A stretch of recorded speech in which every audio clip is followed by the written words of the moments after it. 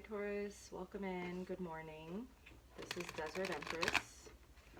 I'm going to do a quick energy check-in for you this morning, see what you need to hear. If it resonates, I would appreciate it if you guys supported, shared, and subscribed.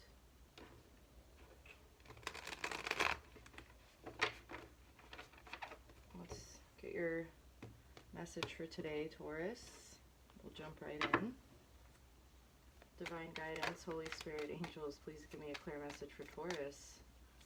Oh, Spirit knows what you need to hear today, right away, right? You have the Knight of Pentacles. That's Virgo energy. The King of Cups. That's water sign, so Pisces, Cancer, Scorpio. When it comes to love, it looks like someone is wanting to come and take action here. Maybe someone that you haven't spoken to in a while, or something that's coming in but it's taking a very long time. Someone definitely wants to send a message here. It could be a form of an apology after some conflict that was taking place, and after some form of no communication. I was going to say new, so maybe there's some communication that's going to be coming in. Let's get you one more card.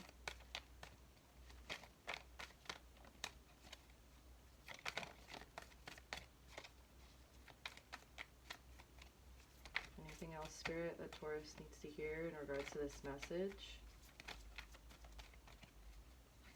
Thank you. The Nine of Wands.